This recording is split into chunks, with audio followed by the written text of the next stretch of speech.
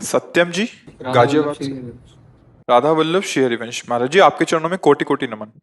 महाराज जी, अक्सर ऐसे लोग मिलते हैं बाहर भी और परिवार में भी जो भगवत मार्ग की बातों पर कुतर्क करने लग जाते हैं, साधु संतों पर दोष दृष्टि करते हैं और पर निंदा करते हैं। अब उनकी ये बातें मेरे हृदय को कोई कई दिनों तक जलाती रहती हैं।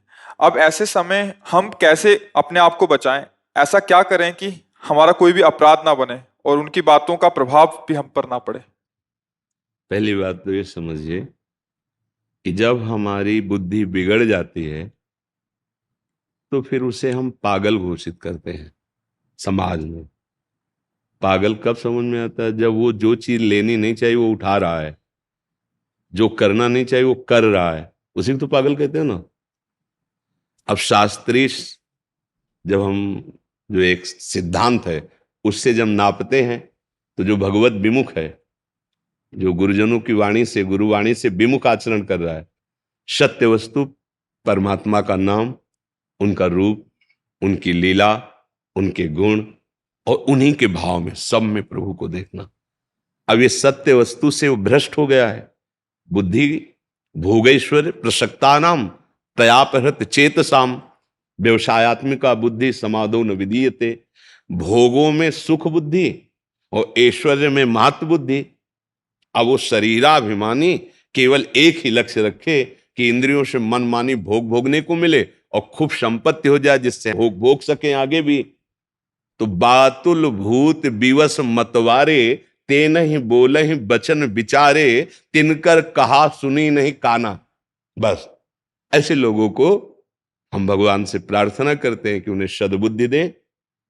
हम उनका निंदा करना या विरोध करना या उपहास करना अपने हृदय से नहीं लेते। जैसे कोई रोड में चलता हुआ पागल आदमी गालियां देने लगे, थूक दे हमारे ऊपर या मारने की चेष्टा करे, तुम अपने को बचाएंगे और हटेंगे। अगर हम भिड़ गए तो चार लोग हमको क्या बोलेंगे? तुम्हारा तुम्हारा दिमाग खराब है, जान रहे बेचारा पागल, यार क्यों ऐसी तुम उससे, वो पागल आदमी, ऐसा बोलेगे ना। बस ऐसे ही शास्त्र और साधु कह रहे हैं, जिनकी बुद्धि माया से ग्रसित होकर भ्रष्ट हो गई है, अधर्माचरण परायण है, जो नाना प्रकार के भोग वासनाओं में विचरते रहते हैं, वो गिर गए अपनी स्थिति से। उनकी बुद्धि सही निर्णय नहीं कर रही। तो हमें उनसे दूरी बनाना है, ना कि उनसे लड़ना है, उनको निंदा करनी है, उनकी अवहेलना, चाहे वो घर का हो चाहे बाहर का हो। हाँ, परमार्थ का पथिक किसी बाहरी सहयोग से अपने को नहीं बचाता, विवेक के द्वारा ज्ञान के द्वारा अपने को बचाता है। ये बात ध्यान रखना। जैसे बाहरी शरीर की रक्षा के लिए शस्त्र, ऐसे आंतरिक विचारों की पवित्रता और रक्षा के लिए शास्त्र वाक्य गुरुवाणी, उसके अनुसार हम चलेंगे ना, हमें कोई परेशानी अंदर पैदा नहीं कर सकता। वो अंदर परेशानी नहीं है तो बाहर की परेशानी कुछ नहीं बिगाड़ सकती। वो बाहर एसी रूम में बैठे हैं, वो अंदर से परेशान है, अंदर से जल रहे हैं, तो शांति नहीं है। बात समझ लीजिए। हमें भगवान ने कृपा करके सतमार्ग में चलने का अवसर दिया।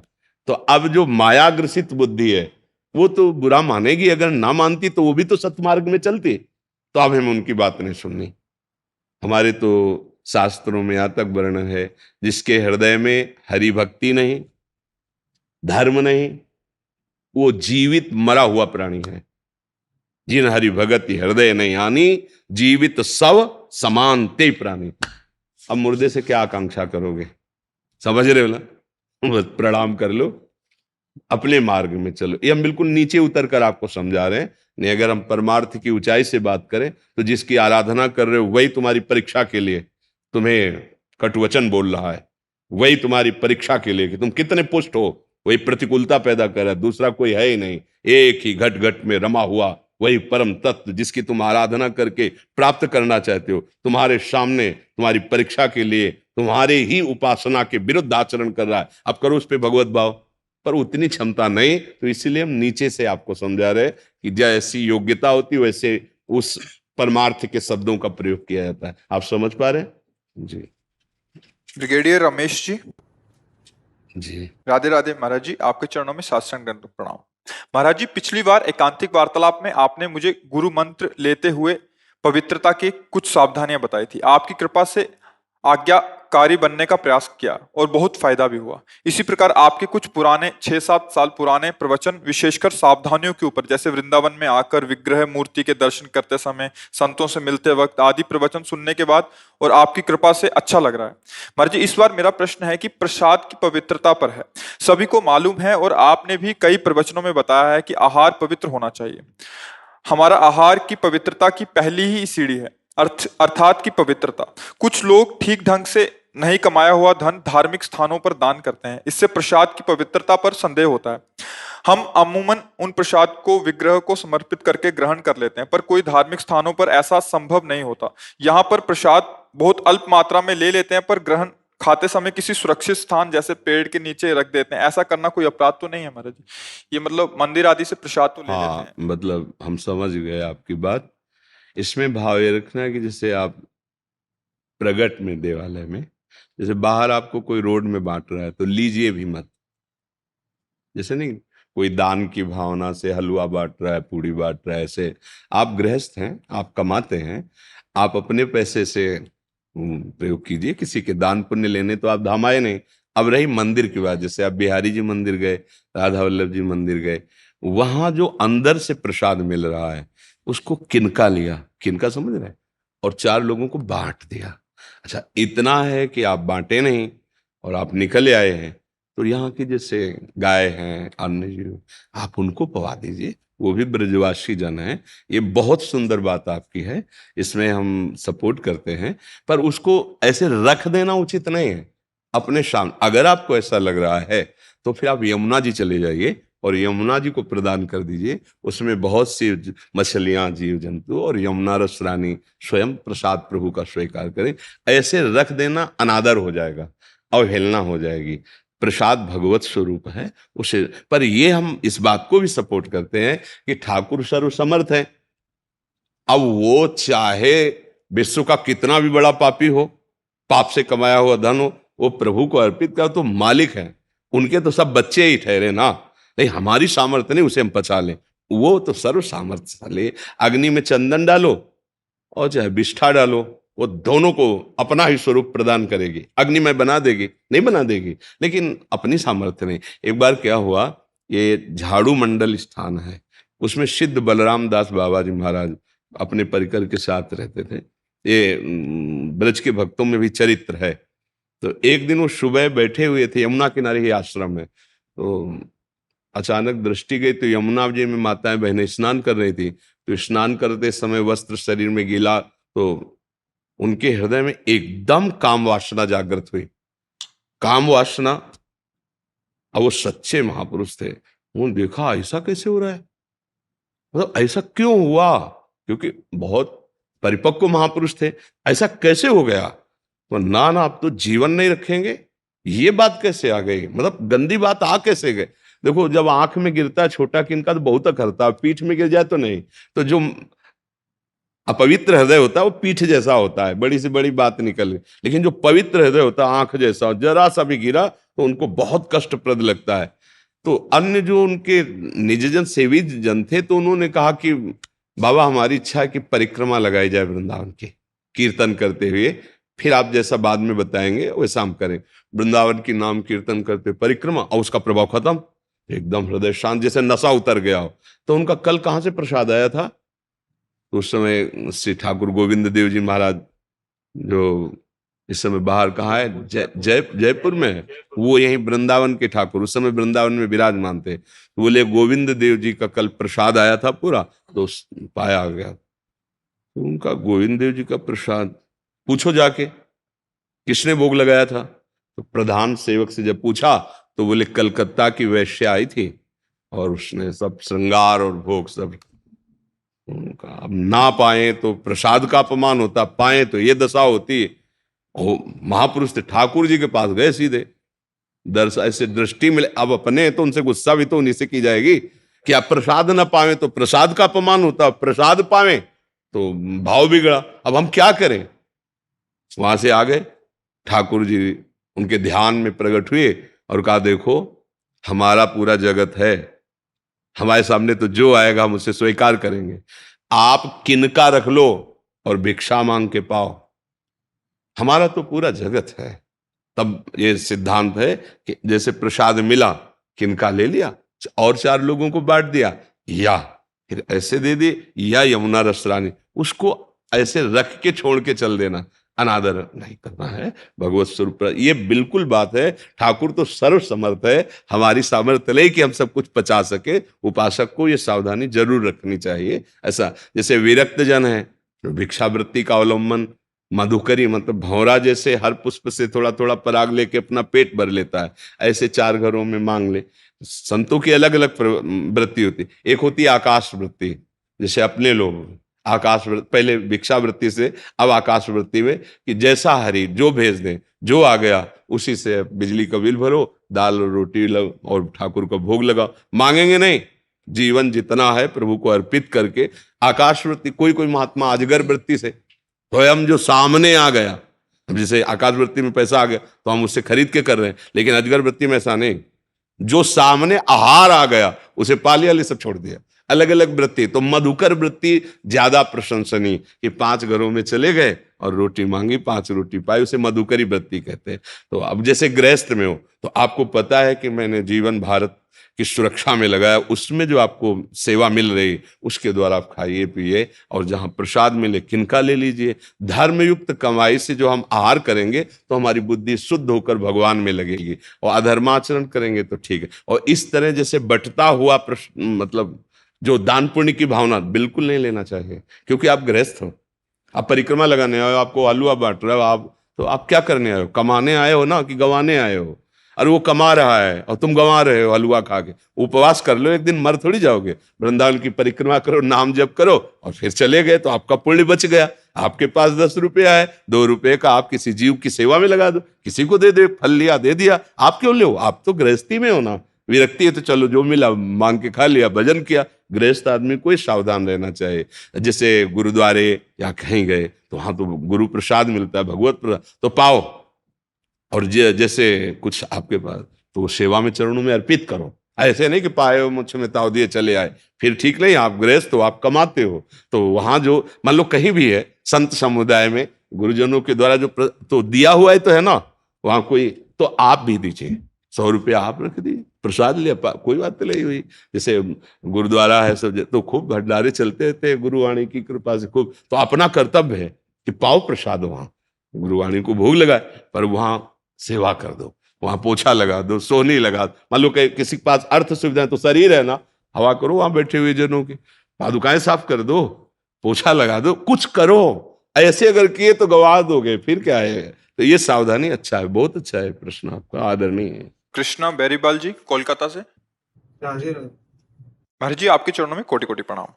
महाराज जी, हमें अपने भौतिक इच्छाओं की बातें दूसरे लोगों से क्यों नहीं करना चाहिए? आज की त्याग की चर्चा से ये प्रश्न आया। क्योंकि उसकी सत्ता दृढ़ होती है। तो ये आगमा पाइनो अनित्य हैं। अगर इनको हम बार बार चिंतन करेंगे, इनकी वार्ता करेंगे, तो हमारा हृदय इनमें आसक्त हो जाएगा, इनमें महत्व बुद्धि हो जाएगी, इनकी सत्ता दृढ़ लगेगी, और यही हमारा नाश है, यही हमारा पतन है। विषयों का चिंतन, विषयों का भोग, विषय वार्ता, विषय लालसा, यही हमारी बार बार जन्म और मृत्यु का कारण, दुर्गति का कारण यही है। इसीलिए इनकी ना तो वार्ता करनी है, तो बोधयंता परस्परम, भगवान कहते हैं परस्पर मेरी वार्ता करो, तुम्हारी वाणी पवित्र हो जाएगी। अगर आपको भोग चाहिए तो जो भोग प्रभु को समर्पित किए जाते हैं, प्रसाद बनाकर उनका सेवन करो।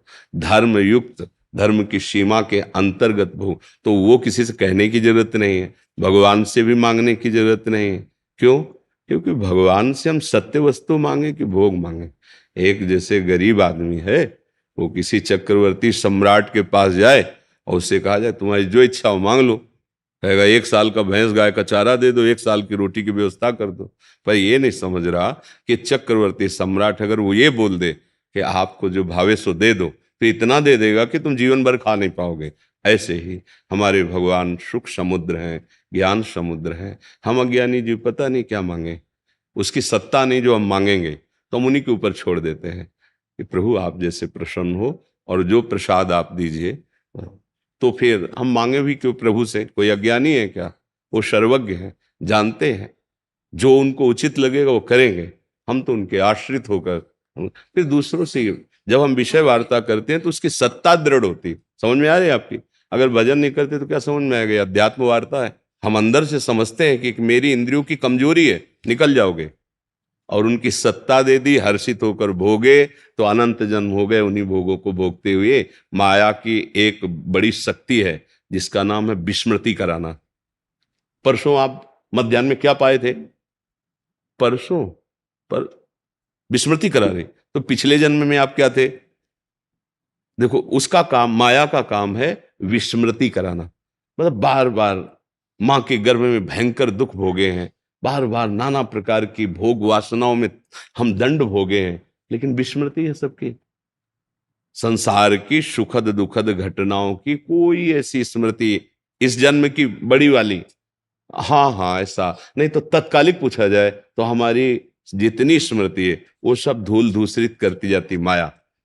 और भक्ति का क्या कार्य है? स्मृति प्रदान करना, सत्य वस्तु की स्मृति। जैसे संपूर्ण गीता सुनने के बाद श्री अर्जुन जी कह रहे नष्टो मोहा स्मृतिर लब्धा। माया का काम विस्मृति। तो आपको लगता है कि अगर मैं ये भोग लूं, ये वस्तुएं हों, मैं इनका स्वामी हूं तो मैं सुखी हो जाऊं? कितने वर्ष, कितने दिन? जब हमारी मृत्यु आनी ही है, शरीर छूटना ही है, तो हमें वो वस्तु प्राप्त करनी है जो सनातन हो, जो नित्य हो, और जहां दुख का लेस ना हो। वो है भगवान का नाम, वो है धर्म के आचरण और भगवान की भक्ति युक्त जीवन। ये मांगो, इसके लिए कभी कोई रोक नहीं है।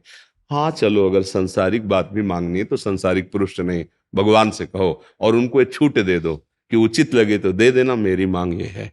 अगर मैं फंसूं और नष्ट हो जाऊं तो मेरे मांगने पर भी मुझे मत देना प्रभु। भक्तों की जो भावनाएं होती हैं, भगवान ने उनको भी अपना ही माना है, जो अर्थार्थी हैं, जो आर्त हैं, जो जिज्ञासु हैं। पर ज्ञानी को अपनी आत्मा कहा है, अर्थात मैं ही ज्ञानी हूं। ज्ञान स्वरूप ब्रह्मविद ब्रह्मवि भवति। आपको समझ में आ रही है हमारी बात? जी जी। हाँ, तो हम ये कह रहे हैं कि किसी से कहने की क्या जरूरत है, क्योंकि इनकी सत्ता नहीं है। जब हम इनकी चर्चा करते हैं ना तो इनकी सत्ता दृढ़ होती है।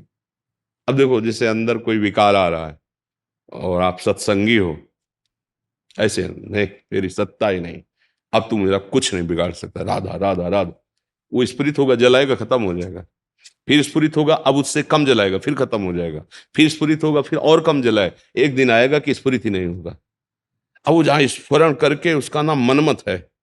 इंद्रियां और मन ये मथित कर देते हैं, व्याकुल कर देते हैं, और हमारे को पता नहीं है कि इनसे कैसे हटना है। मन और इंद्रियों में तदात्म है तो हम भोगों में शांति के लिए उतर जाते हैं। और भगवान ने कहा त्यागात शांति अनंतरम, और हम समझते हैं भोगात शांति अनंतरम।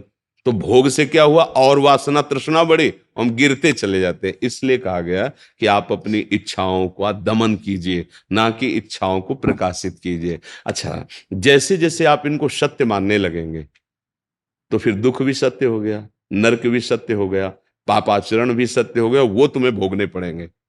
बिल्कुल आप ये समझो कि आप जैसा सोचोगे वैसा बन जाओगे, जैसा सोचोगे वैसा दिखाई देने लगेगा। ये जादू का तमाशा है, भगवान की माया का ऐसा जादू है। तुम जैसा सोचोगे वैसे तुम्हें अनुभव में आने लगेगा, और जैसा तुम्हारा भाव होगा वैसे तुम्हें दृष्टि प्राप्त हो जाएगी। जैसे मानो जिस कामी पुरुष है और उसकी दृष्टि चाहे वो किसी को भी देखे, वो अपनी कामना से युक्त देखेगा। निष्कामी पुरुष है, वो अपने भाव से। और जो भगवान का प्रेमी है वो सर्वत्र भगवान देख रहा है, नहीं देख? जड़ चेतन जग जीव जत सकल राम में, सिय राम में सब जग जानी, चिद चिद लक्षणम सर्वम राधा कृष्णमयम जगत। हमको क्या दिखाई दे रहा है? स्त्री पुरुष जड़ चेतन।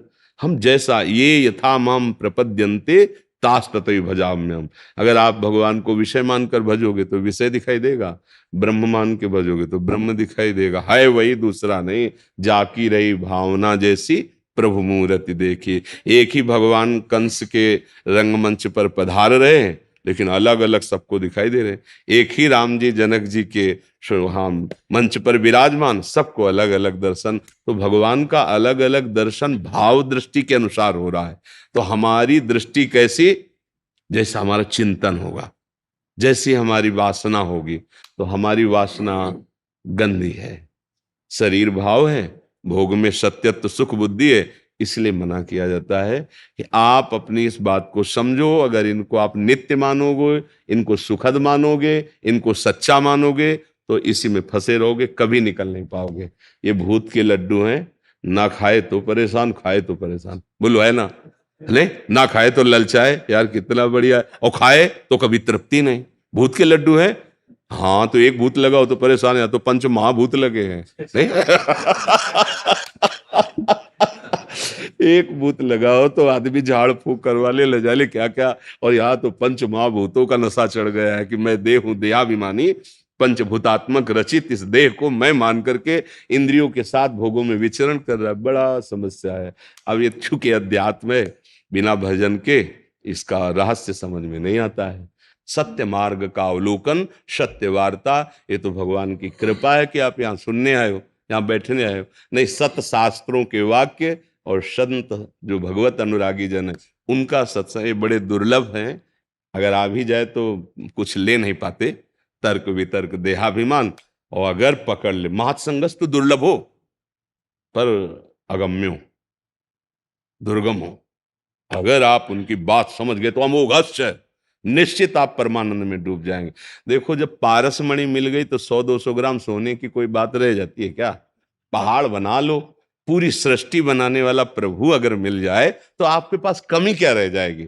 तो हम घाटे में हो जाते हैं। जब प्रभु से कहते हैं कि हमको ये वस्तु दे दो, ये पदार्थ दे दो, तो हम घाटे में हो जाते हैं। जब 10,000 वर्ष तपस्या की श्री करदम जी ने, भगवान प्रसन्न हुए। भगवान ने कहा क्या आपकी इच्छा है? तो उन्होंने कहा हमें पत्नी चाहिए। तो भगवान के आंसू आ गए। उसी से बिंदुसर बना, भागवत में पढ़ के देखना। बिंदुसर का जो प्रादुर्भाव हुआ भगवान के अश्रु से हुआ कि गजब है, मेरी प्राप्ति के बाद भी है। तब कहा कि ठीक है, आपने पत्नी के लिए मेरी आराधना की, तो विश्व सुंदरी और परम पावन करने वाली महाराज मन और शत्रुपा से प्रकट देवहूति नाम की कुमारी आएंगी और तुम्हारा वरण करेंगी। और फिर आगे वाली बात स्वयं कह रहे हैं कि मैं स्वयं पुत्र रूप में आऊंगा और तुम्हें उपदेश करके तुम्हारा उद्धार करूंगा। देखो, भगवान के लिए कामना जो भगवान से की गई, तो भगवान ने अपने आप ठेका उद्धार का भी ले लिया और कपिल भगवान के रूप में अवतरित होकर सांख्य योग क्या, प्रकृति और परमात्मा का बड़ा सुंदर उपदेश करके श्री करदम जी को परम पद प्रदान किया। तो अगर हम कोई चाह भी करें तो भगवान से करें और भगवान के ऊपर छोड़ दें, तो वो चाह के साथ, जैसे संखिया जहर है, खाएं तो मर जाएगा, पर जैसे दमा आदि बड़ी बड़ी बीमारियां हैं, जब वैद्य उसे शोध कर अन्य औषधियों से मिला के देता है तो रोग निवारण, ऐसे विषय हमें मार देगा। और वही विषय जब भगवद अर्पित प्रसाद हो जाता है तो प्रसादे सर्व दुखा नाम महानिरस्य उपजायते। इसलिए रोकते हैं कि असत वस्तु की सत्ता को दृढ़ मत करो, ना सतो विद्यते भाव, ना भाव विद्यते सता। समझ पा रहे आप जी? राधा राधा। एडवोकेट अमित पुरी जी। राधे राधे। राधे राधे महाराज जी, आपके चरणों में कोटि कोटि प्रणाम। गुरुदेव, कलयुग में अपने कर्म पर नजर कैसे रखें? मोह माया लोभ अहंकार नजर करने वाला होता कौन है ये समझना पड़ेगा ना। आप ही नजर करने वाले हो और फिर नजर चूकने वाले हो। तो आप तो नजर चूके हुए हो, तो नजर करे कौन? चूकी हुई नजर का स्वरूप क्या है? अंतःकरण में तदात्म भाव। आप ये नहीं देख रहे हैं, कह जरूर देते हैं मन आज मेरा शांत नहीं है, मतलब दृष्टा तो आप सूचित कर रहे हैं वाणी से, लेकिन आप मन बने हुए हैं, आप स्वयं को उसके साथ अशांत किए हैं। आज मेरी इच्छा है ये खाऊं, ये देखूं, ये सुनूं, ये आपका विषय नहीं, ये उन इंद्रियों का विषय जिनके साथ मन मिल गया है। पर आप उस समय तदात्म है, तो आप नजर कैसे रखेंगे? नजर तो दृष्टा पुरुष रखता है, जो दृष्टा भाव को प्राप्त, दृष्टा ही तो नजर रखेगा। और हम तो दृश्य बने हुए हैं, जो हमारा अंतःकरण मांगता है वही। अब क्या करें? हमें इससे अलगाव चाहिए। तो इसके दो उपाय हैं, एक हरिभजन सत्संग। जैसे पंछी आकाश की यात्रा में दो पंखों का प्रयोग करता है, ऐसे ही परमार्थ की यात्रा साधन को हरिभजन है, कै सत्संग सहाय। प्रधान साधना नाम जप, और इसमें रुचि, क्या करना चाहिए क्या नहीं करना चाहिए, इस दृष्टि को प्राप्त करने के लिए शास्त्र स्वाध्याय सत्संग। अगर सत्संग नहीं है हरिभजन नहीं तो आप स्वयं फिसले हुए, फिर जांचेगा कौन? जांचता तो वो है जो दृष्टा भाव को प्राप्त हो रहा है। हम तो दृश्य में आसक्त हो रहे हैं, हम इंद्री बने हुए हैं, हम मन बने हुए हैं, हम देह बने हुए हैं। तो इसलिए चाहे जो युग हो, चाहे जो युग हो, साधना ठीक हो तो आप सतयुग में ही हैं। मानो भगवत चर्चा हो रहे, भगवान नाम जप कर रहे, पवित्र आहार पा रहे, सबके साथ से सदव्यवहार कर रहे, तो कलयुग कहाँ है? अब व्यभिचार कर रहे हैं, मांस मदिरा पी रहे हैं, जुआ खेल रहे हैं, हिंसा कर रहे हैं, तो फिर आप कलयुग में ही हैं। देखो त्रेता में राम जी ने जब वन में हड्डियों का ढेर देखा तो पूछा ऋषियों से ये क्या है, तो उनका जानते हुए स्वामी आप अनजान की बात पूछते हैं। ये ऋषियों की वो हड्डियों का ढेर है जो निशाचरों ने खा खा के। तो ऐसा नहीं है कि अभी ही उपद्रव हो रहा था, पहले कभी नहीं हुआ। नहीं, ये सब चलता रहता है। तीन लीलाएं भगवान की, सतोगुण रजोगुण तमोगुण की। आप अगर सात्विक भाव, सात्विक आहार, सात्विक चिंतन, तो आप सतयुग में हैं, आप भगवान में स्थित हैं। और अगर आप गंदी बातें चिंतन करें तो जो कलयुग का प्रभाव हो रहा है, और युगों में भी झांक के देख लो वो आचरण मिलते हैं। क्योंकि जो तमोगुण को रजोगुण को स्वीकार किए उसके आचरण वही होंगे। हाँ, कलयुग में थोड़ा विशेषता है, कलयुग के प्रभाव की विशेषता है, पर भगवान के नाम से बढ़कर थोड़ी कलयुग सामर्थ्यशाली। अगर हम नाम जप करते हैं, सत्य शास्त्रों के अनुसार चलते हैं, तो हमारे ऊपर कलयुग का कोई प्रभाव नहीं रहेगा। कलयुग का प्रभाव तब होता है जब भगवत विमुख होते हैं।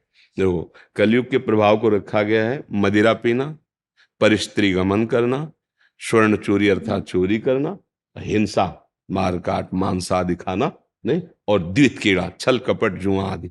अगर ये आचरण नहीं है तो आपके ऊपर कलयुग का प्रभाव नहीं पड़ेगा। ये आचरण है तो आप कोई भी हो, प्रभाव उसका पड़ेगा। कलयुग जो है वो ऐसे अटैक नहीं करता, जब आप उसके स्थान दोगे तभी वो आएगा। नहीं तो नाम जप करो, भगवत आराधना। क्या कलयुग है? क्या कलयुग है? बोलो कहाँ कलयुग? सुबह से शुरू है 1:30 बजे रात्रि से लाइन पे खड़े हैं। आप सोचो, पूरा रोड 2 किलोमीटर का है, वहां से यहाँ तक, यहाँ गेट से लेकर वहां उस गेट तक 2 किलोमीटर, व्यक्ति ही व्यक्ति, व्यक्ति ही व्यक्ति। क्या है? आपके अंदर भाव आया है। तो कलयुग, अगर कलयुग आपके ऊपर होता तो आप कहीं और खड़े होते, यहाँ नहीं खड़े होते। यहाँ खड़े हैं मतलब कलयुग नहीं है। आप देखो, राधा राधा राधा राधा ऐसे चिल्ला रहे हैं और घंटों से पहले खड़े हैं। मतलब अगर हम 2-2:30 बजे निकलते तो वो पहले से खड़े हैं। अगर वो जो श्रृंगार करते हैं रोड में, वो उसको देखो तो ऐसा लगता है 2-3 घंटे पहले किया होगा। पत्रावली सब ऐसे रचना हो, सब चौक पूरना। ये कलयुग है, भला एक कलयुग है। अगर कलयुग होता है तो हमें धक्का मार करके निकल जाते। नहीं, वो तो ऐसे फूल बरसा रहे हैं। और आप शराब खाने में देखो जाके, जहां मदिरा ले वहां कलयुग आपको दिखाई देगा। जहां व्यभिचार होता है वहां कलयुग दिखाए, जहां जुआ हो रहा है वहां कलयुग होगा, जहां हिंसा चोर वहां कलयुग होगा। देखो, हर युग का प्रभाव अभी है। अब आप किस युग को धारण करते, बस बात ये है। आप अच्छे आचरण करो, नाम जप करो, अच्छे से चलो, तो आप देखो जो सतयुग का प्रभाव वो आपको दिखाई देगा। और जो भगवान के समय, त्रेता में, सतयुग में, द्वापर में, भगवान के अवतार के समय भी वो जो भगवत भाव के नहीं थे, तो उनमें वही सब था जो कलयुग में वही सब था। मार काट, व्यभिचार, गंदे आचरण, भगवान के आगे किसी की नहीं चलती। हम नाम जप करें, भगवत आश्रित रहे। समझ रहे आप? चंद्रपाल जी आगरा से। श्री हरिवंश आगरा। श्री हरिवंश महाराज जी, महाराज जी आज राधा नाम की गूंज गांव गांव नगर नगर हो रही है। कलयुगी यंत्र मोबाइल को जो भी जैसा भी व्यक्ति छोटा या बड़ा चला रहा है वो एक बार दिन में आपको जरूर सुन लेता है। आज लोगों में बहुत समय बाद ऐसा विश्वास जग रहा है कि ये बाबा हमारे हैं, हमारी समस्याओं से निकालकर प्रभु भक्ति में लगा रहे हैं। राधा रानी ने हमको आप दिए बारंबार नमस्कार महाराज जी। हाँ, महाराज जी इसमें बात है कि प्रभु का ही विधान है। जैसे साउंड बहुत बढ़िया बोल रहा हो, तो साउंड की खास बात नहीं, बात है कि पीछे जो मशीन है ना, उसमें जो चिप में भरा है वो बोल रहा है। तो ये साउंड है जो एक बाबा रूप रखे हुए है, पर इसमें जो अंदर चिप है वो प्रिया जो प्रभु है, उसी से सबका मंगल हो रहा है। मतलब बाहर से ना हम, अगर हम कहें तो ना हमारी सामर्थ है, ना हमारा प्रभाव है। ये हमारे प्रियालाल की सामर्थ है और ये प्रियालाल का प्रभाव है। जान पाए तो जान ले, पर किसी भी भाव से, जैसे हम मंदिर जाते तो प्रभु मंदिर में तो बहुत ऊंचे अंदर पर हम प्रथम सीढ़ी से प्रणाम शुरू कर देते हैं कि मेरे प्रभु का मंदिर है। तो ऐसे इस देह मंदिर पर भाव कर लो, तो आंतरिक विराजमान जो प्रभु हैं उन तक पहुंच हो जाएगी। बस बात ये है। पर यहाँ कहीं कोई ऐसा नहीं कि हमारी श्रेष्ठता या हमारा प्रभाव, ऐसा नहीं है। इसमें जो विराजमान है वो प्रभु का खेल है। ये जो सबका स्वरूप आप देख रहे हैं, ये किसी व्यक्ति की सामर्थ्य नहीं है, किसी की सामर्थ्य, ये उसी की सामर्थ्य जो करतुम अकर्तुम अन्यथा करतुम। हमें कुछ पता नहीं कि आप प्रश्न करोगे हम क्या उत्तर देंगे, हम नहीं है। जो आ रहा है उसको पकड़ लो। हम भी सुनते हैं जैसे आप सुनते हैं। अगर हमें आप माने तो हम भी श्रोता ही हैं। हम भी देखते हैं क्या करवाया जा रहा है, क्या बुलवाया जा रहा है, क्या देख। बस ये समझो, हम अभी कल परसों बोले थे किसी से जैसे हाईजैक कर लिया जा रहा तो हाईजैक होने पर उसका कोई अधिकार नहीं रह जाता ला। बस हाईजैक कर लिया गया है ये जीवन, मृत जीवन को हाईजैक कर लिया गया है, मृत जीवन को अमृत बना दिया। बस उन्होंने अपना अधिकार, वही उनका प्रभाव है। यहाँ व्यक्तित्व तो नहीं है। यहाँ ऐसा नहीं कह सकते कि नहीं, बिल्कुल नहीं, अंदर से सुन। और जो विश्वास मानकर चल दे तो उसको वही अनुभूति होगी, क्योंकि ये हमारे वचन नहीं है, ये हमारा प्रभाव नहीं है, ये प्रभु का प्रभाव है। जो पहली बार हमारे सामने आते हो कहते कई महीना से सत्संग सुने, हमारा बड़ा परिवर्तन हो गया। तो हम मिलते होते, बार बार बात करते होते, तो ये कौन परिवर्तन कर रहा है? जिसकी वाणी है वही जाके परिवर्तन। हजारों लोग कहते हैं हमारे स्वप्न में आ पाए, तो हमें पता होना चाहिए ना अगर हम गए। नहीं, हमें कोई पता नहीं है वाकई में। तो कौन कर रहा है? वो कर रहा है ना, वो जादूगर जो पूरे विश्व को नचा रहा है, वही कर रहा है। उसका उसके सिवा बस सोई जाने जे देव जनाई और जानत तुम्हें तुम्हें हो जाए। वह सारा खेल उनका है। उनके यहाँ क्वाहम तुच्छा परम धमा। हमारी पूछो इतनी इतनी दवाएं, पानी पीने की व्यवस्था नहीं, क्योंकि पानी ज्यादा पियो तो शरीर फूलेगा, डायलिसिस। ये हमारा है और ये हमारे प्रभु का है। बस ये बात समझ, दो डिपार्टमेंट है। ये है मैं का भोग, जो मैं अहंकार करके किसी जन्म में कर्म हुआ, और ये है उस अहंकार के समर्पण का, ये जो खेल देख रहे हैं उनका जी। हाँ, बस हम सबसे यही प्रार्थना करते हैं, अगर हमारी प्रार्थना आप स्वीकार करें कि आप जीवन में अभी तक जो हुआ हुआ, अब शराब न पिएं, मांस न खाएं, पानी ग्रहण जिससे किया है उसी से भाव रखें, गृहस्थ संबंध का। अन्य भाव जननी सम जाने पर नारी, धन पराय विषते विष भारी। दूसरे का जो धन है वो विषवत समझे, और दूसरे की जो वो माता के समान समझ, अभी आनंद की अनुभूति हो जाए। भाई इतना जरूर छोड़ दो, शराब पियोगे, बेविचार करोगे, मांस खाओगे, फिर पतन हो जाएगा। इतना बुरा पतन होगा कि अभी अवसर भगवान ने मानव देह देकर कल्याण का, फिर अवसर नहीं। साधन धाम मोक्ष कर द्वारा, पाए न जे परलोक समारा, सो परत्र दुख पावई, सिर धुनि धुनि पछताए, काल कर्म ईश्वर। में बड़ी कृपा है आप सबके ऊपर कि आप सत्संग का आदर करते हैं, साधु समाज में बैठने की इच्छा की है। इसका मतलब भगवान की कृपा। जब द्रवे दीन दयालु रागो तो साधु संगति पाई, तो इसका लाभ ले लो। अभी तक जो किया, राधा राधा, अब लो नसानी अब ना। अब ये बात तो मान ही लेना कि अगर, क्योंकि आजकल जैसे कोई किसी के यहाँ जाए ना तो अतिथि देवो भव में अब आजकल यही पार्टी है, यही मित्रता, यही दोस्ती है कि हमें गंदे व्यसन कराए जाएं, गंदे आचरणों की प्रेरणा, सुविधा, दृश्य, यही आज का। तो इसलिए बचो, इससे बचो। जीवन अशांत हो जाएगा, बिना भय के भयभीत रहोगे, बिना किसी दुख के आपका मन आपको दुखी करता रहेगा अगर गलत आचरण हो गए। और अगर आप सत्य पे चलोगे, धर्म से चलोगे, हम मानते हैं आपके पास लौकिक सुविधाएं नहीं, पर आपका हृदय शांत होगा, शीतल होगा, आपका जीवन सुखमय होगा, आपके परिवार के जन स्वस्थ होंगे, क्योंकि धर्म से चल रहे ना। देखो जब युधिष्ठिर जी को वनवास हुआ ना, बड़ा दुख। कहाँ चक्रवर्ती सम्राट पद में अभिषेक हुआ और कहाँ वनवास। तो वनवास के समय जब दुखी होकर बात करते तो वहां उनको उत्तर दिया मार्कंडेय जी ने कि देखो तुम्हारे पास कितने ब्रह्म ऋषि विराजमान हैं। वनवास का दुख तो भगवान श्री राम को उन्होंने उदाहरण में दिया। तुम्हारे पास तो 50 ब्रह्म ऋषि विराजमान है और आपको हर समय भगवान की महिमा उत्तम धर्म का ज्ञान और इनका सानिध्य। भला आपको दुख क्या है?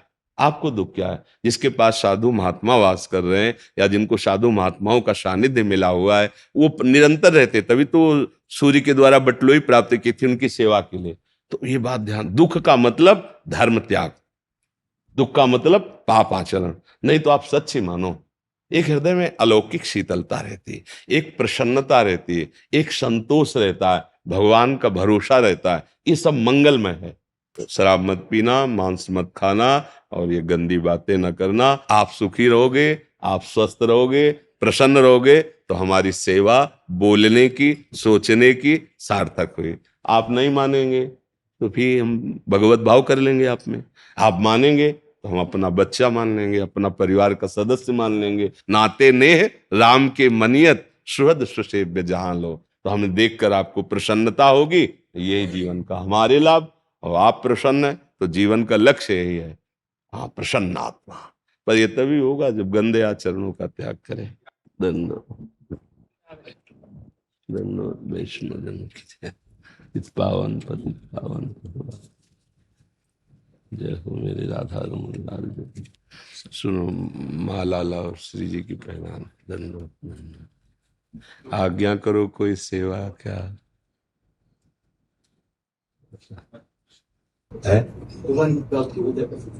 हाँ, उसके लिए सही मानो तो कुछ करने से प्राप्त नहीं होते, होने से हो जाते हैं। हमारा सर्वस्व भाव उनके चरणों में हो जाए। जैसे मान लो कहा जाए कि भजन करने से भगवान की प्राप्ति हो जाती है, तो भजन का स्वरूप भी यही है कि उनके सिवा हमारे हृदय में और कोई आश्रय और कोई आश और कोई चिंतन न रह जाए, तो भगवान का साक्षात्कार बहुत सुलभ हो जाता है। अनन्य चेता सततम यो माम स्मृति नित्य सहा तस्याहम सुलभा पार्थ है नित्य युक्त योगिना। युक्त होने का तात्पर्य यही है कि मन वचन कर्म से अब ये मान लिया है, सत्य वस्तु सत्य संबंध प्रभु के सिवा हमारा कोई नहीं है। वही हमारी जीवन आश है, वही हमारे विश्वास है, वही हमारा सर्व।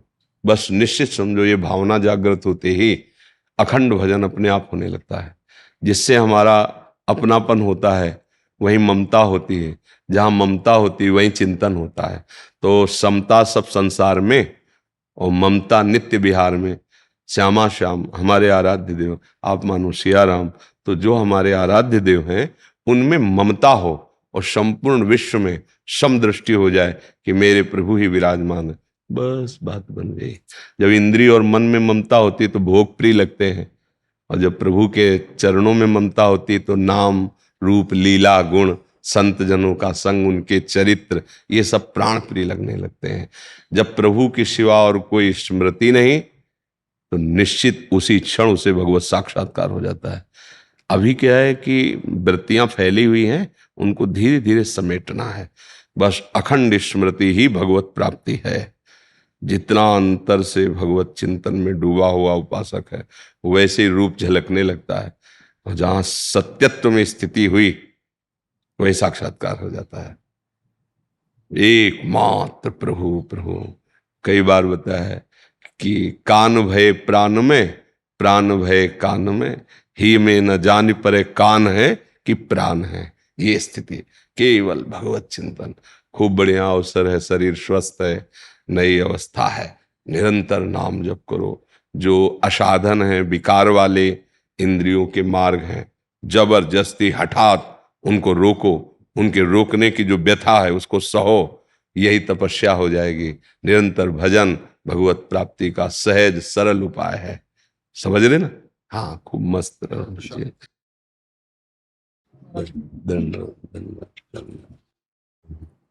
आपके दर्शन हेतु आए थे, जी जी, आशीर्वाद हेतु। हाँ, बस हम यही प्रार्थना करेंगे, निवेदन करेंगे कि ये जीवन व्यर्थ ना जाए। जो भी सेवा पद हमारे भारत सरकार की आपको मिली है, ये हमारे भगवान की उपासना माने।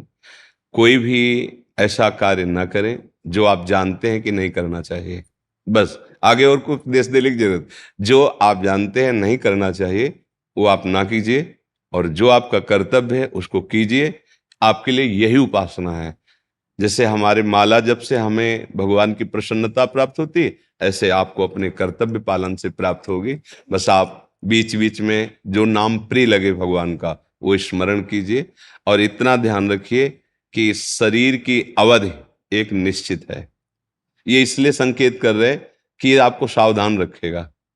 शरीर की एक अवधि है, निश्चित श्वासें हैं, उसके आगे कोई भी गुंजाइश नहीं है कि हमें जीने दिया जाए। एक भी श्वास एक्स्ट्रा नहीं ले सकते, बिल्कुल पक्का समझा, सरकारी है हिसाब किताब। जैसे ट्रांसफर, तो फिर एक दिन भी नहीं रुक सकते, ट्रांसफर है ना, तो इस शरीर से ट्रांसफर होगा एक दिन, तो उसकी हमें तैयारी करते रहना है कि यहां से जब हमें जाना है तो उस समय में क्या लेके जाना होगा। बस हो जाएगा नाम, हो जाएगा सत्य, हो जाएगा आपका कर्तव्य कर्म। बस इतना ध्यान रखते रहिएगा। भगवान की आप पर कृपा ही है। कृपा ना होती तो आप संतों का आदर नहीं करते, आप संतों के पास नहीं आते। बिनु हरि कृपा मिले नहीं संता। आपके हृदय में भगवान के प्रति आस्था है तो उसका जीवन मंगल ही होता है। जैसे नींव भर जाए तो महल बनने में देर नहीं लगती, तो आस्तिकता ये नींव है। आस्तिकता भगवान है, सत्य है, भगवान का मार्ग सत्य है। अगर इतना विश्वास हो गया है तो महल अर्थात भक्ति होने में देर नहीं लगेगी। आपकी स्वास्थ्य, आपकी बुद्धि, ये सब पवित्र रहे और आप हमारे देश और हमारे भगवान को प्रसन्न कर लें। जी जी जी मोहित जी। जी। महाराज जी राधे राधे, आपके चरणों में कोटि कोटि प्रणाम। महाराज जी, जब हम श्री जी को और ठाकुर जी को भोग लगाते हैं और भोग की थाली क्या कुछ समय के लिए अपने प्रभु के सामने रख देना चाहिए? अगर भोग की थाली को जल्दी या साथ हाँ, ही नहीं, साथ इसके उठा दो लेना है? दो प्रकार हैं। जैसे आपको ऑफिस जाना है, वो बहुत राइट टाइम, वो भी भगवत सेवा है, तो जो भी भोग बना वो दिखाया और जय और पा लिया। इसके बाद फिर जो घर में है, वो जब राजभोग बना है, दोपहर का भोजन, तो आराम से 10 मिनट 15 मिनट सामने रख के नाम जप करें, मानो कि प्रभु पार हैं ऐसा। पर हम बिना उनको अर्पित के पा नहीं सकते। और हमें जाना है ऑफिस, अब टाइम है नहीं कि 15 मिनट हम भोग तो ऐसे दिखाया राधा वल्लभ लाल की, जो पाया वो चले गए। तो जो घर के और सदस्य हैं, तभी जो श्री विग्रह की सेवा है वो गृहस्थी में अकेले पूर्ण नहीं होती, परिवार के सहयोग से पूर्ण होती। मानो पत्नी है, बच्चे हैं, उनको बता दिया कि ये तो हो गया, अब इसके बाद पवित्र करके रसोई मनिया करना, फिर भोग लगाना, और फिर थोड़ा पद गायन करना, नाम कीर्तन, फिर पा लेना प्रसाद। अब हमारे पास सामान, प्रभु जान रहे हैं। अब उस समय आंख मूंद करके ध्यान करने का समय नहीं, ऑफिस जाने का समय। वहां अगर आपका समय लेट होता रहा तो वहां आपकी ड्यूटी, और उसी से तो ठाकुर सेवा बन रही, परिवार सेवा बन रही, तो वो भी कर्तव्य कर्म पूजा हुआ ना। तो ये अवस्था अवसर के अनुसार हम देखते हैं। अब आप ट्रेन में चल रहे हो, बिना अर्पित किए पाना नहीं है, पूरे ठाकुर जी को लेके थोड़ी चला जाए। तो राधा वल्लभ लाल की जय, हे प्रभु आपकी तो पानी हो गया, यहाँ बैठे हैं प्रभु पा रहे हैं, ऐसे भाव कर लिए गए। तो विवेकवान पुरुष हर समय प्रभु से जुड़ा रहना चाहिए, चित्त का चिंतन जुड़ना चाहिए, ये बात समझता है। समय है तो पूजा का विस्तार कर दिया, कम समय है तो कम समय में कर लिया, बिल्कुल नहीं है तो चलते चलते पूजा हो जाएगी। राधा वल्लभ लाल की जय। हम अपना बस में बैठे, 2 पराठा पा रहे, सेवा कर लिए जाके ना, राधा वल्लभ, वो भोग लग रहा है, भावना करो प्रभु आपका, आप यहाँ बैठे हो, पा रहे हो गया। समझ रहे ना? सबसे बड़ी खास बात है प्रभु से जुड़े रहना। ये जितनी क्रियाएं हैं ना, प्रभु से जो, प्रभु ही यहाँ अंदर बैठ करके अन्न पचा रहे हैं। अहम वैश्वानरो भूत्वा प्राणिनाम देहमाश्रिता, मैं प्राणियों के अंदर वैश्वानर अग्नि के रूप में, जठराग्नि के रूप में सब अन्न को पचाता, तो वही तो पा रहे हैं ना। तो बाहर से समर्पित किया, समय नहीं है तो भाव से समर्पित किया, पा लिया। प्रभु ही पार है, आप ही पार। जुड़े रहना, प्रभु उप आसन, उपासना मतलब प्रभु के नजदीक रहना, जुड़े रहना। कहीं भी हो, चलते फिरते उठते बैठते प्रभु से जुड़े रहो, परम मंगल हो जाएगा, परम सुख मिल जाएगा। कभी नाम जप से जुड़े, कभी उनकी कथा सुन रहे, सत्संग बहुत बढ़िया।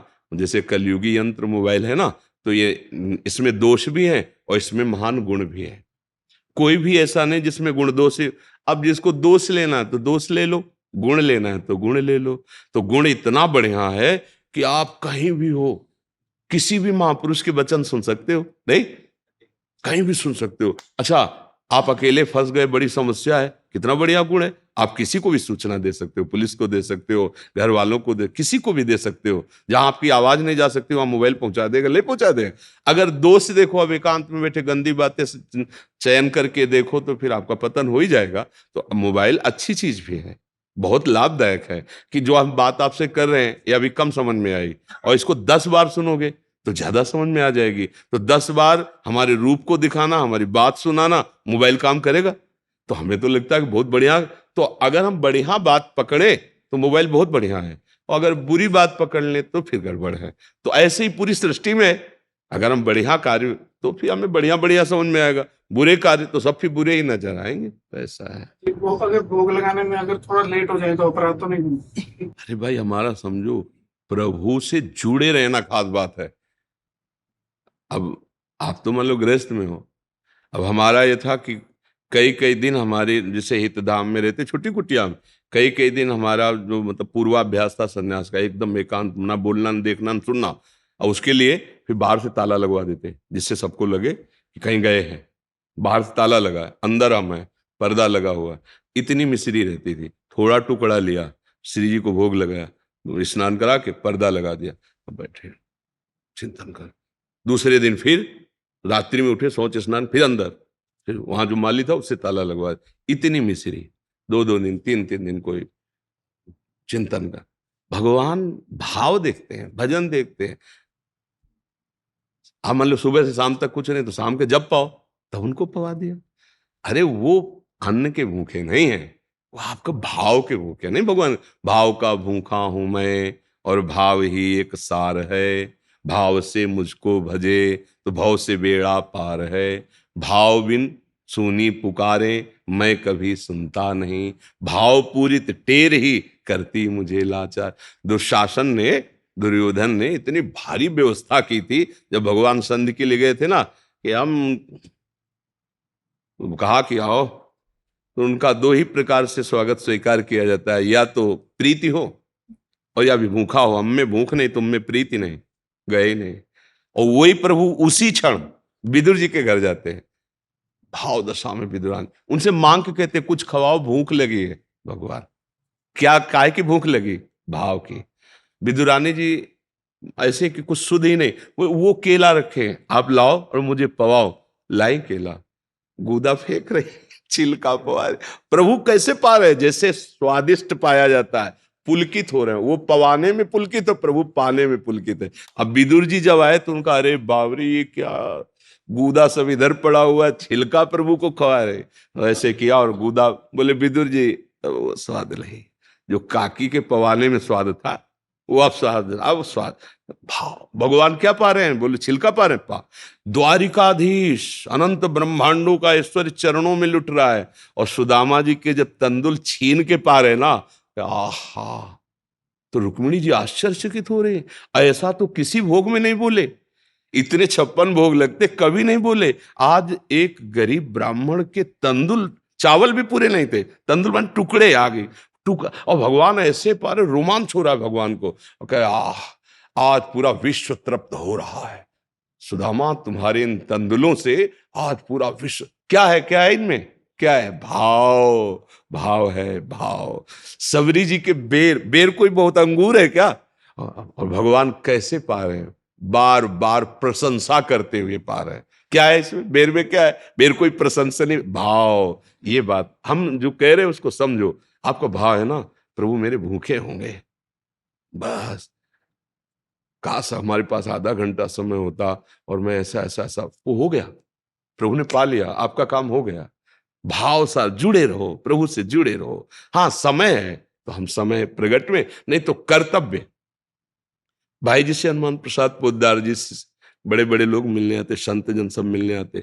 उनकी सेवा में राधे श्याम बंका जी थे, संपादन का कार्य भाई जी की स्थिति के अनुसार, जो कभी कभी भाव में डूब जाते, 20-20 घंटे शुद्ध नहीं तो संपादन कौन करे, वहाँ संपादन, तो वो मिलने नहीं जाते थे। काफी काफी दिन हुए, तो कई भक्तों ने कहा कि आप तो उनके निजी जन हो, बाहर से आते हैं दर्शन करने, आप उनके दर्शन करने नहीं जाते। तो मतलब हमारी समझ में नहीं आ रहा, क्या भाई जी पर आपकी वैसी भावना नहीं जैसे लोगों की है?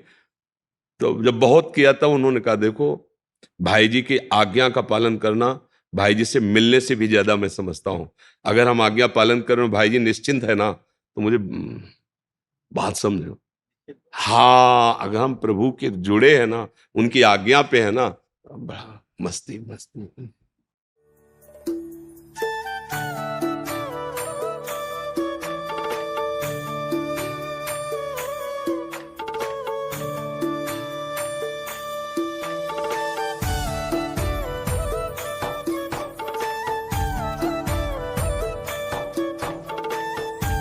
गुरु जी, पिछली बार हमने आपको राधा जी का पद सुनाया था जबरदस्ती, इस बार हम आपके आगे लेकर सुना रहे हैं। क्या हम आपके आगे सुना सकते हैं? सुना दो सर, सुना दो। लो। मुनीर वंद्र वंद्रते तलोक शोक हारिणी, प्रसन्न भक्त पंकजे निकुंज भूविलासिनी, विजेंद्र भानु नंदिनी, विजेंद्र सोनु संगति, कदा कजीश शीश नम, कृपा कटाक्ष भाजनम। बहुत सुंदर, बहुत सुंदर, ठीक है, बहुत सुंदर। हाँ प्यारी तो गुरु जी। हाँ, जय जय।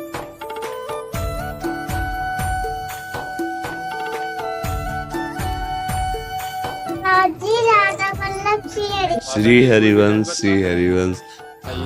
राधा वल्लभ।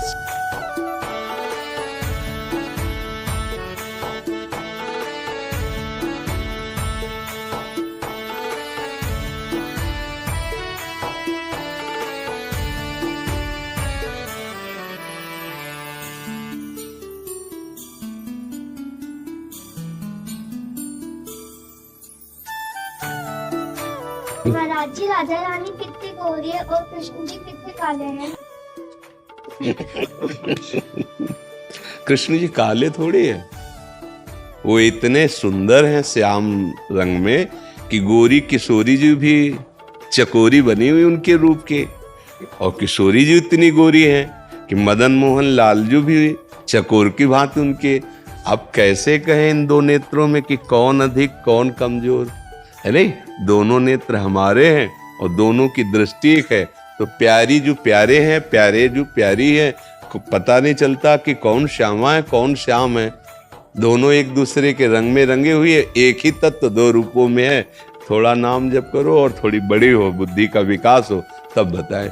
प्यारी जो इतनी गोरी है कि सृष्टि में वो गौरवर्ण है ही नहीं, और श्याम सुंदर इतने सुंदर, काले थोड़ी, बड़े बड़े योगेंद्र मुनीन्द्र जो शब्द स्पर्श रूप रसगंध पर विजय प्राप्त किए, ठाकुर जी के नख शोभा को देखकर उन्मत्त हो जाते हैं। ऐसे कोटि मनमतहारी मुनिमन मोहन मदन मोहन, और इतने सुंदर है कि सोमन मन मोहन, ठाकुर जी अपने रूप को देखकर मोहित हो जाते हैं। फिर प्रियाजू, तो ये वाणी का विषय नहीं, भजन करेंगे तो कृपा करेंगे, बता देंगे आपको कि देख मैं कितनी गोरी हूँ, देख मेरे प्रीतम कितने श्याम सुंदर है, काले थोड़ी है। ऐसे नहीं।